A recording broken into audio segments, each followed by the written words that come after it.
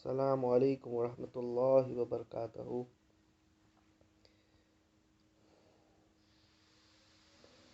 Now, in the internet, I am seeing that the religious people, most of them representing their particular sect,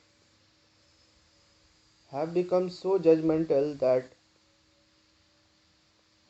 they don't even spend a few minutes with you and they judge you just because you disagree with them. Now, this attitude, the same attitude, was found in the previous generations, the Jews and the Christians, that they thought that they are the God chosen people and they have the right to judge everyone, and everyone else is the Gentile and they are the ones who are the God chosen people. And because of their arrogance, they have been humiliated many times by Allah subhanahu wa ta'ala. We have the same situation over here, that the religious people over the internet is actually misrepresenting their religion. Instead of showing that Islam is a true religion which is beneficial for the mankind, they are showing that Islam is an inhuman religion. Instead of having good character and speaking with manners, these people speak with arrogance and they stereotype their opponent.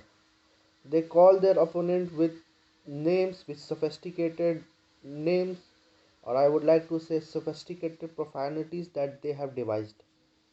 For example, if anybody uh, talks about Ahle Bayt, they say that he is a Shia. If anyone talks about Tawheed, they say that this person is a Wahhabi. If anyone talks about using intellect, which is actually encouraged by, not even encouraged, I would say that using intellect is being made compulsory by Islam.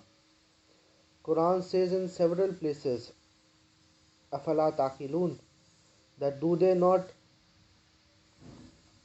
use their reason.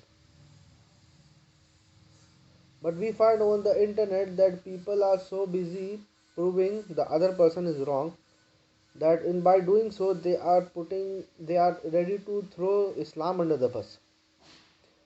These people, I don't think even care about Islam. They care about their particular sect.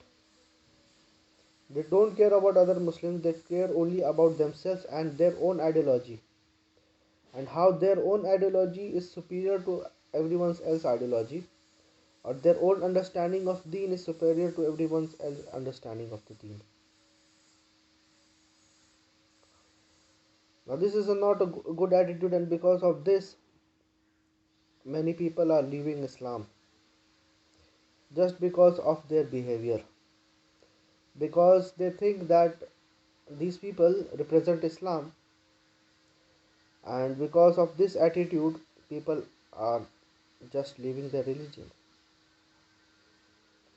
So, we need to revive our religion the way it was. We need to make a rule that we can disagree with anyone except Allah and His Messenger.